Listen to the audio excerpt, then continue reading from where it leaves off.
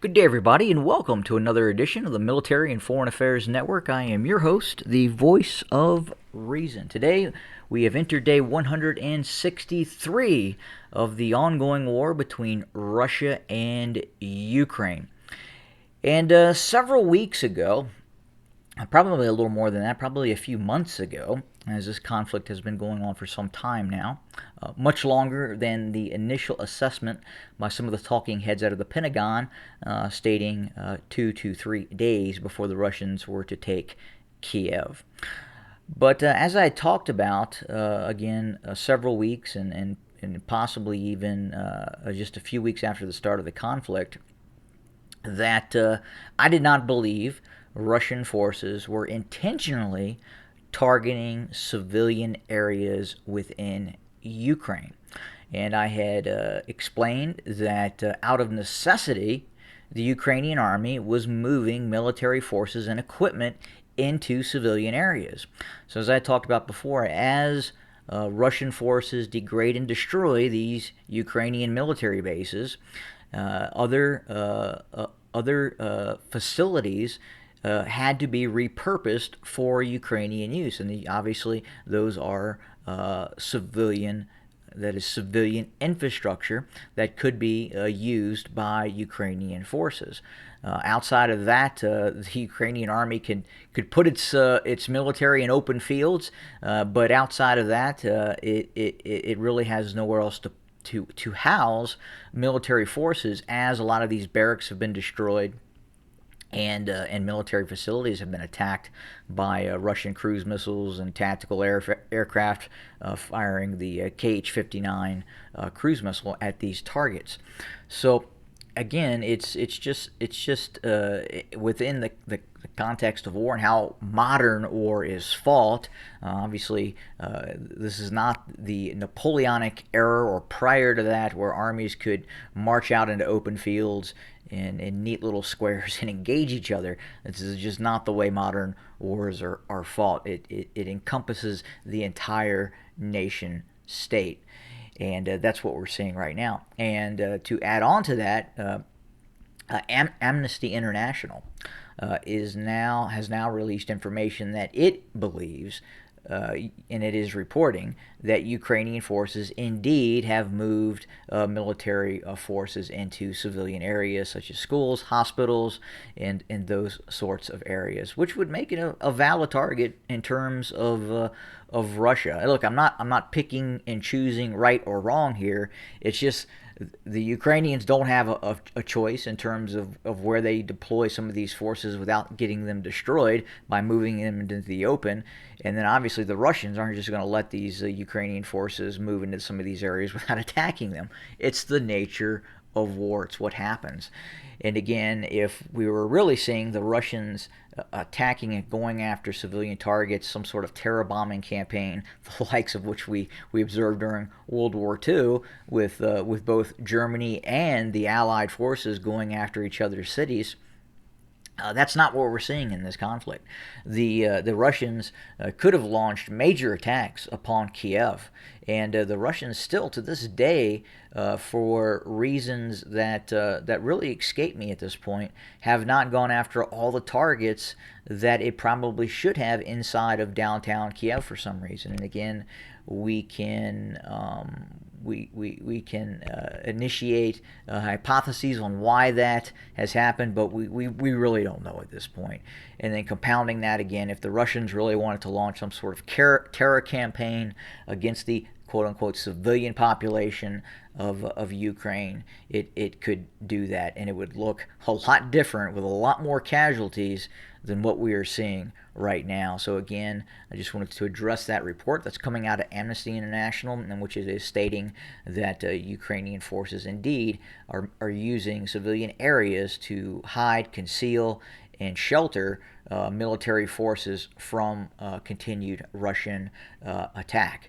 And again, not going to put a moral a compass on that strategy. I'm not going to say it's right, it's wrong.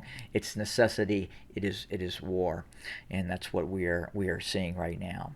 In other news, we continue to hear about the possible buildup of Russian forces conducting a offensive operation within the areas near the Dnieper River. Is it on the eastern bank of the Dnieper River in the direction towards Zaporizhia, or is it on the western bank of the Dnieper River with an objective towards moving towards Kryvyi Rih?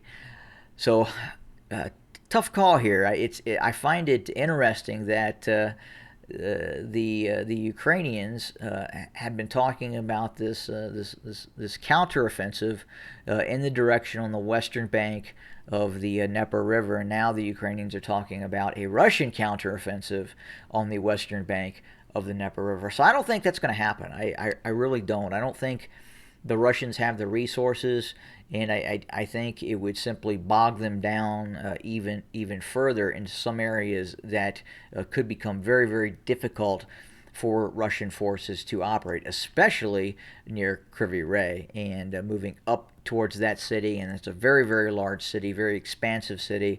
So, as the Ukrainians are reporting the possibility of some sort of Russian offensive operation in this area, I highly doubt it. I think where that Russian offensive operation could occur is towards Zaporizhia, and this makes the most sense.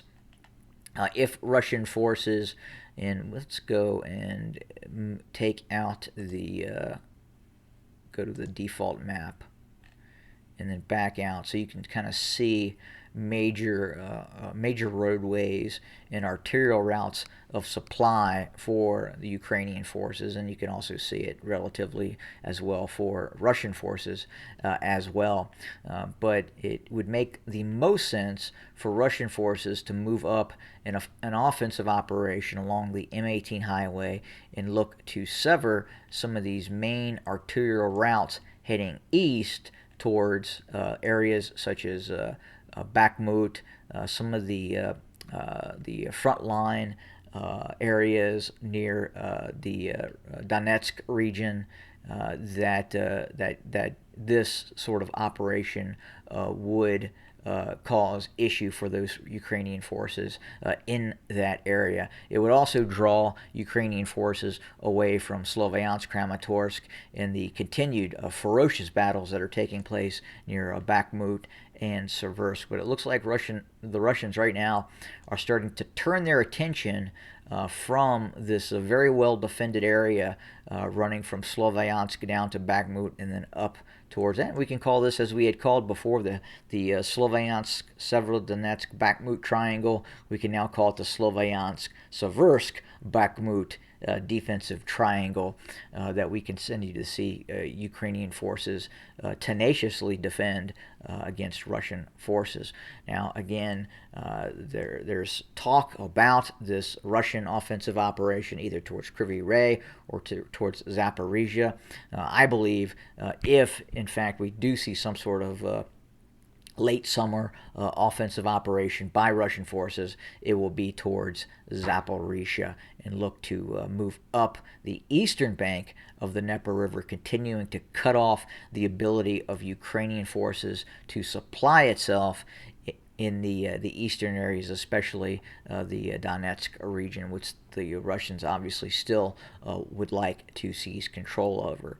And again, we are continuing to watch areas near Kharkov as well.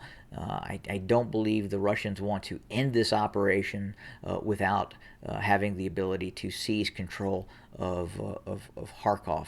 I think that is an important target in the grand scheme of Russian strategy. It was one of their objectives during the first stages of the war, when the Russians probably overreached when they were looking at seizing control of Kiev, Kharkov, and even possibly making a move towards Odessa as well. But again, as we know, that did not work out exactly to plan, and now we are looking at a new strategy being implemented by Russian forces to take pieces of Ukraine, pieces at a time, instead of in one giant bite, which was just too big of a bite for the Russians to take at this point. But we're going to continue to watch operations that are occurring in and around the western bank of the Dnieper River to include this buildup of Russian forces. We now understand the Russians may have up towards 25,000 personnel around the western bank of the Dnieper River. I believe that is to fortify this area in case of Ukrainian counterattack. We've seen limited Ukrainian counterattacks taking place thus far that have been not so much successful in taking back territory, but it does serve the purpose of drawing Russian forces from other areas of the operation, especially the eastern Donetsk area where Russian forces look to continue its offensive drive. But we do, as we have talked about before, the Ukrainians continue to deploy some of its long-range multiple launch rocket systems such as HIMARS that the U.S. has handed over. And then obviously, as I talked about many times before, the almost proxy war in which the United States is using its intelligence services to identify targets for Ukrainian forces to engage with some of these highly advanced long-range rocket systems such as the HIMARS that the U.S. has handed over to the Ukrainians. And there's a very good possibility that that contract personnel could be on the ground actually firing some of these systems for Ukrainian forces. But the big issue right now is the fact that the Ukrainians have the intelligence that the United States is providing on Russian movements, and that is the chief issue right now for Russian forces. Is that it's the U.S. ability to look down either via satellites or other means of surveillance and tell the Ukrainians exactly what the Russians are up to, where they're heading, what they're doing, why they're doing what they're doing, and then allowing these HIMARS and other systems to engage those Russian assets. And that's really what has the Russians angry at the United States and the West right now. But that's it for today. We'll continue to monitor, report, and bring you more information as it occurs. Again, watching for the prospect of a possible Russian offensive, more likely towards Zaporizhia than I would say on the western bank of the Dnieper River towards Kryvyi Rih. But who knows? We could be proven wrong, and we could see something else. But until then, I bid you a good day.